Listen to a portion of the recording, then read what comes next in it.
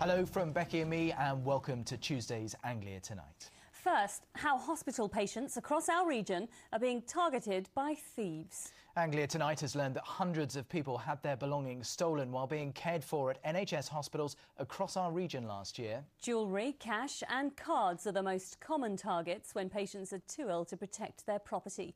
Now the victims' families are calling for an urgent review of security on the wards. Lorna Ramsey has this special investigation. It's where we go when we need help, when we're at our most vulnerable. And thieves are preying on this vulnerability. One couple who know the distress this can cause are Harry and Janet Wade from Magdalen Laver near Harlow. Harry's mother, Elma, who was 93, had 2 diamond rings stolen after she died at Princess Alexandra Hospital. Sick, really, that someone could stoop so low to steal off of a dead person, you know? It's a sickening, and it's a thought that don't go out of your mind. It's always there, how wicked they could be. Figures revealed under the Freedom of Information Act show there were 220 reports of theft by patients last year. The trust with the highest figure is Princess Alexandra in Harlow, with 44 reports. Basildon and Thurrock have one less, and 11 of those were thefts of jewellery.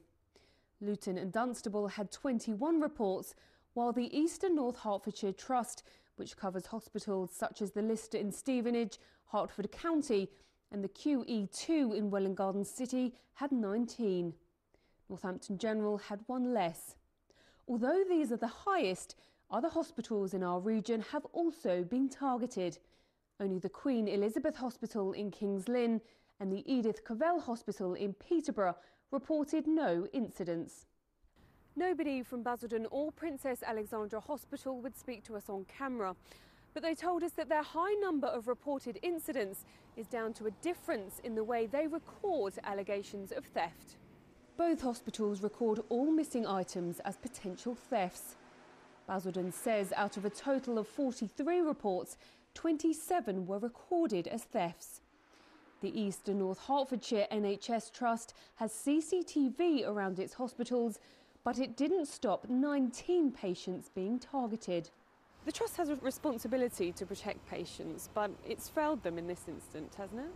Well, I think we need to see this in context. Last year we had around 85,000 inpatients across our 4 hospitals, and we had 19 reported thefts. A hospital's design can also help to improve security.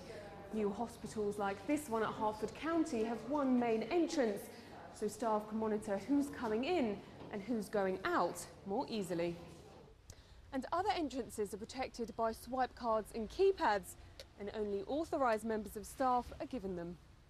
Security is being reviewed across the whole of the NHS.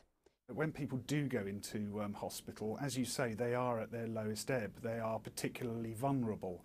It's incredibly disappointing that the property that they take in is at risk.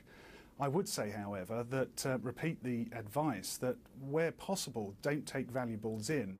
Harry and Janet hope the guidance will lead to improvements, because when thieves target patients, they don't just steal their belongings, they take their dignity away too. Lorna Ramsey, Anglia News. Now, there were fears it would be a party conference tainted by discontent and infighting over the Liberal Democrats' alliance with the Tories. But apart from a brief rebellion over education policy, the gathering in Liverpool has been generally contented, with delegates from our region basking in the glow of being in government. Well, could all that be about to change, though, when George Osborne drops his cuts bombshell on local councils next month? Matthew Hudson, our political correspondent, joins us now. Matt, the Lib Dems haven't really felt the pain yet, have they? No, 29 years ago, Jonathan, they were exhorted to return to their constituencies and prepare for government. Perhaps somebody should be warning them to return to their local councils and prepare to become rather unpopular.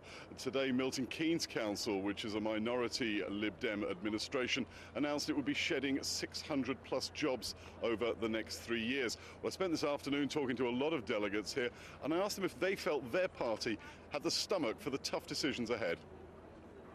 It's far better that we have a coalition with the Liberal Democrats influencing and, dare I say, clipping the wings a little bit of the far-right Tories.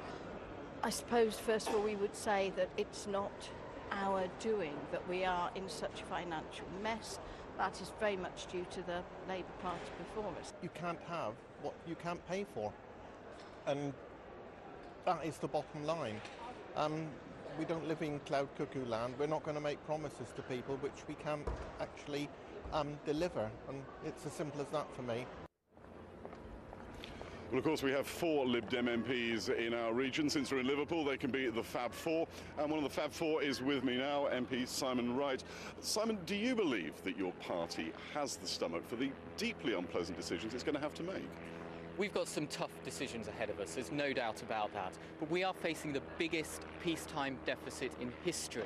£1 out of every 4 that the government is spending is borrowed money. That's simply not sustainable. And if we fail to get to grips with this deficit, then we risk crippling the economy and passing on a horrendous legacy to future generations. And why should the next generation be forced to pay for the mistakes of today?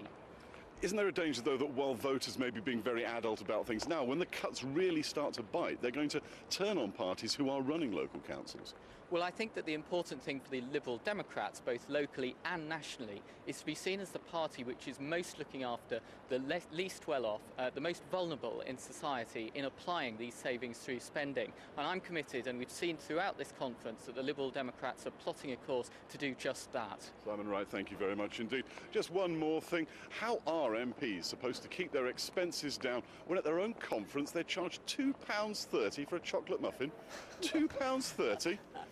Hope I can get my money back anyway. It's shocking. Thanks very much, Matthew. An inquest has heard how a man from Essex drowned after being swept out to sea as he surfed with his teenage son off the Cornish coast. Nigel Hayes from Chelmsford was on holiday with his family when the tragedy happened at Newquay in July last year. The pair were caught out by strong currents. Rescuers managed to bring them both back to shore but were unable to save Mr Hayes. The coroner recorded a verdict of accidental death. 2 people who died in an apparent chemical suicide pact in Essex have been named. The bodies of 34-year-old Joanne Lee from Great Notley near Braintree and 35-year-old Stephen Lum from Yorkshire were found yesterday. Decontamination teams were called to an industrial estate in Braintree after their bodies were spotted in a car. Now, police intend to